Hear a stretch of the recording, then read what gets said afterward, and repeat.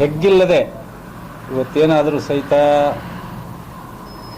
Number ದಂಧೆಗಳು ಇಸ್ಪೆಟ್ ಇರ್ಬೋದು, ಓಸಿ ಇರ್ಬೋದು, ಏನು ಅಕ್ರಮ ಚಟುವಟಿಕೆಗಳು ಏನು ಇದಾವೆ ದುಡ್ಡು ಮಾಡೋದಕ್ಕೆ, ಗಾಂಜಾ, ಅಫೀಮು, ಚೆರಸ್, ಡ್ರಗ್ಸ್ ಈ ಥರದವು ಏನಿದ್ದಾವೆ ಅವನ್ನೆಲ್ಲ ನಾವು ಕೇಳ್ತಿದ್ವಿ. ಬಿಹಾರ, ಉತ್ತರ ಪ್ರದೇಶ ಈ ಥರ ರಾಜ್ಯಗಳೊಳಗೆ, ಆಮೇಲೆ ಪಂಜಾಬ್ ಒಳಗೆ ಅಲ್ಲಿ ಭಾಳ ಯಥೇಚ್ಛವಾಗಿ ನಡೀತೈತಿ. ಅಲ್ಲಿ ಯಾರು ಹೇಳೋರಿಲ್ಲ ಕೇಳೋರಿಲ್ಲ ಅಂತಕ್ಕಂಥದ್ದನ್ನು ನಾವು ಪತ್ರಿಕೆ ಮುಖಾಂತರ, ಸುದ್ದಿ ಮಾಧ್ಯಮದ ಮುಖಾಂತರ ಈ ರೀತಿ ವಿಚಾರಗಳನ್ನು ಕೇಳ್ತಿದ್ವಿ. ಆದರೆ ಇವತ್ತು ಅವೆಲ್ಲ ದಂಧೆಗಳು ದಾವಣಗೆರೆ ನಗರದಲ್ಲಿ ಮತ್ತು ಜಿಲ್ಲೆಯಲ್ಲಿ ಯಾವುದೇ ಒಂದು ಕಾನೂನಿನ ಭಯ ಇಲ್ಲದೆ ಎಲ್ಲ ರೀತಿಯ ಅಕ್ರಮಗಳ ತಾಣ ಆಗಿದೆ ಅಂದರೆ ಅದಕ್ಕೆ ಕಾಂಗ್ರೆಸ್ಸಿನ ಇವತ್ತಿನ ಆಡಳಿತ ವೈಫಲ್ಯ ಅಂತಕ್ಕಂಥದ್ದು ಎದ್ದು ತೋರಿಸ್ತಾ ಐತಿ. ಅದಕ್ಕೆಲ್ಲ ಮೂಲ ಕಾರಣಕರ್ತರು ಮಾಜಿ ಸಚಿವರಾಗಿರ್ತಕ್ಕಂಥ ಎಸ್ ಮಲ್ಲಿಕಾರ್ಜುನ, ಹಾಲಿ ಶಾಸಕರು. ಅವರು ಇವೆಲ್ಲ ಏನು ಅಕ್ರಮ ದಂಧೆಗಳಿದ್ದಾರೆ ನೀವು ನೋಡ್ತಾ ಬರ್ರಿ. ನಾನು ಹಿಂದೆಲ್ಲ ಅನೇಕ ಸಾರಿ ಪ್ರೆಸ್ ಮೀಟ್ ಮಾಡಿದೆ. ಅವ್ರ ಜೊತೆಗಿರ್ತಕ್ಕಂಥ ಫೋಟೋಗಳು, ವಿಡಿಯೋಗಳು, ಅವ್ರು ಮಾಡ್ತಕ್ಕಂಥ ದಂಧೆಗಳು ಅವೆಲ್ಲವೂ ಸಹಿತ ಸಾಕ್ಷಿ ಸಮೇತ ನಿಮ್ಮ ಮುಂದೆನೇ ನಾನು ಪ್ರದರ್ಶನ ಪಡಿಸಿದ್ದೆ. ನೀವು ನೋಡ್ತಾ ಬರ್ರಿ. ನೀವು ಬೇಕಾದ್ರೆ ಪೊಲೀಸ್ ಇಲಾಖೆ ಒಳಗೆ ಒಂದು ಲಿಸ್ಟನ್ನು ತೆಗೆಸ್ರಿ.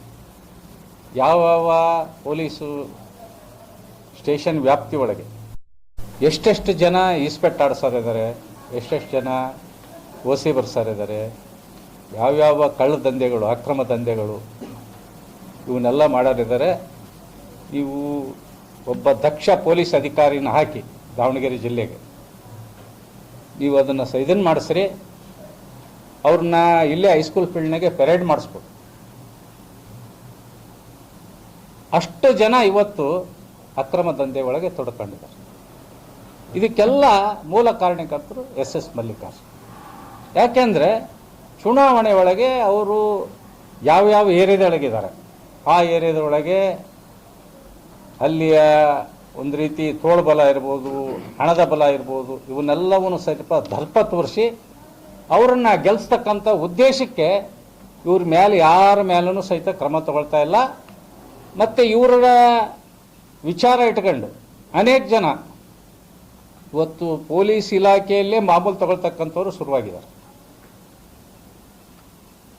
ಈ ರೀತಿ ಅಕ್ರಮಗಳು ಏನಾದರೂ ಸಹಿತ ನಡೀತಾ ಇದ್ದರೆ ಅದಕ್ಕೆ ಪಿತಾಮಹ ಇವತ್ತು ಎಸ್ ಮಲ್ಲಿಕಾರ್ಜುನ್ ಅಂತಕ್ಕಂಥ ಮಾತು ಎಲ್ಲೂ ಸಹಿತ ಸಂದೇಶವಾಗಿ ಉಳಿದಿಲ್ಲ. ಎಲ್ಲ ಜಗಜ್ಜಾಹೀರಾಗಿ ಹೋಗಿತ್ತು, ಸಂಶಯಕ್ಕೆ ಎಡೆನೇ ಇಲ್ಲ. ಆ ರೀತಿ ಇವತ್ತು ದಾವಣಗೆರೆ ಜಿಲ್ಲೆ ಎಲ್ಲ ರೀತಿಯ ದಂಧೆಗಳಿಗೆ ತಾಣ ಆಗಿ ಹೋಗೈತಿ. ಅದರಿಂದ ನಾನು ಇವತ್ತು ಪೊಲೀಸ್ ವರಿಷ್ಠಾಧಿಕಾರಿಗಳಿಗೆ ಇವತ್ತು ಏನು ನಿನ್ನೆ ತಾನೇ ನೀವು ನೋಡಿದಿರಿ, ದಾವಣಗೆರೆ ನಗರದಲ್ಲೇ ಲಾಡ್ಜಲ್ಲಿ ರೂಮ್ ಮಾಡ್ಕೊಂಡು ಇಸ್ಪಟ್ ಆಡಿಸ್ತಕ್ಕಂಥ ಮಾಜಿ ಕಾರ್ಪೊರೇಟರ್ನ ಅರೆಸ್ಟ್ ಮಾಡಿದೆ. ಈ ರೀತಿ ಇವತ್ತು ಕಾರ್ಪೊರೇಟರ್ಗಳು ಇರ್ಬೋದು, ವಾರ್ಡ್ಗಳಿಗೆ ವಾರ್ಡ್ ಅಧ್ಯಕ್ಷರುಗಳು ಇರ್ಬೋದು, ಅಥವಾ ತೋಳು ಮಾಡಿಸ್ತಕ್ಕಂಥ ವ್ಯಕ್ತಿಗಳಿರ್ಬೋದು, ಅವರೆಲ್ಲರ ಕೈಯಲ್ಲಿ ಇವತ್ತು ಸೆಕೆಂಡ್ ಲೈನ್ ದಂಧೆ ಆಯಿತು. ಇವತ್ತು ಯಾವ ಅಧಿಕಾರಿಗೂ ಯಾರೂ ಸಹಿತ ಗೌರವ ಕೊಡ್ತಾ ಇಲ್ಲ. ಒಬ್ಬ ಅಧಿಕಾರಿಗೂ ಸಹಿತ ಗೌರವ ಕೊಡ್ತಾ ಇಲ್ಲ. ಯಾಕೆಂದರೆ ನಮಗೆ ಮಾಜಿ ಸಚಿವರು, ಹಾಲಿ ಶಾಸಕರು ಕೃಪಾ ಕಟಾಕ್ಷ ಐತಿ ಅಂತ. ಹಾಗಾಗಿ ಎಗ್ಗಿಲ್ಲದ ಈ ದಂಧೆ ನಡೀತಾ ಐತಿ. ಪೊಲೀಸ್ ಇಲಾಖೆ ಮತ್ತು ಜಿಲ್ಲಾಧಿಕಾರಿಗಳು ಅವ್ರಿಗೇನಾದರೂ ಸ್ವಲ್ಪ ಕಿಂಚಿತ್ತು ಪ್ರಾಮಾಣಿಕತೆ ಅಂತಕ್ಕಂಥದ್ದು ಇದ್ದರೆ, ನಾವು ದಕ್ಷ ಅಧಿಕಾರಿಗಳ ಅಂತ ಹೇಳಿ ಎಳಿಸ್ಕೊಂಡು ಹೋಗಬೇಕಾದ್ರೆ ಈ ಎಲ್ಲ ಅಡಗುತಾಣಗಳಿಗೆ, ಈ ಎಲ್ಲ ದಂಧೆಗಳಿಗೆ, ಇವಕ್ಕೆಲ್ಲವಕ್ಕೂ ಸಹಿತ ಕ್ರಿಮಿನಲ್ ಆಕ್ಟಿವಿಟೀಸ್ಗೆ ಕೂಡಲೇ ಕಡಿವಾಣ ಹಾಕಬೇಕು. ಇಲ್ಲದೇ ಇದ್ದರೆ ಭಾರತೀಯ ಜನತಾ ಪಾರ್ಟಿ ದಾವಣಗೆರೆ ಜಿಲ್ಲೆ ಒಳಗೆ ಬೀದಿಗಿಳಿದು ಹೋರಾಟವನ್ನು ಮಾಡ್ತದೆ ಅಂತಕ್ಕಂಥ ಮಾತನ್ನು ಈ ಸಂದರ್ಭದಲ್ಲಿ ನಾನು ಹೇಳಲಿಕ್ಕೆ ಬಯಸ್ತಾ ಇದ್ದೀನಿ.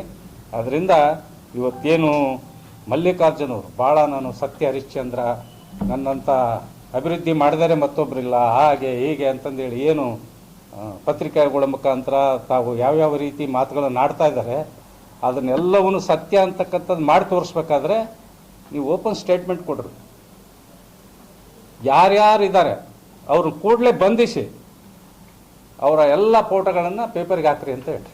ನೋಡಿ ಯಾರ್ಯಾರು ಎಲ್ಲೆಲ್ಲಿ ಇಸ್ಪೆಟ್ ಆಡಿಸ್ತಾ ಇದ್ದಾರೆ, ಹೊಲಗಳಿಗೆ ಇಸ್ಪೆಟ್ ಆಡಿಸ್ತಾ ಇದ್ದಾರೆ, ಲಾಡ್ಜ್ಗಳಿಗೆ ಇಸ್ಪೆಟ್ ಆಡಿಸ್ತಾ ಇದ್ದಾರೆ, ಮನೆಗಳಿಗೆ ಇಸ್ಪೆಟ್ ಆಡಿಸ್ತಾ ಇದ್ದಾರೆ.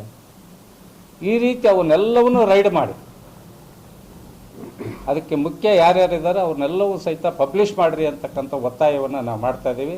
ಅದೇ ರೀತಿ ಪೊಲೀಸ್ ವರಿಷ್ಠಾಧಿಕಾರಿ ಇರ್ಬೋದು, DC ಅವರು ಇರ್ಬೋದು, ತಾವು ಸಹಿತ ಪ್ರಾಮಾಣಿಕತೆಯನ್ನು ಮೆರೀರಿ ಅಂತಕ್ಕಂಥ ಮಾತನ್ನು ಈ ಸಂದರ್ಭದಲ್ಲಿ ನಾನು ಹೇಳಲಿಕ್ಕೆ ಬಯಸ್ತಾ ಇದ್ದೀನಿ.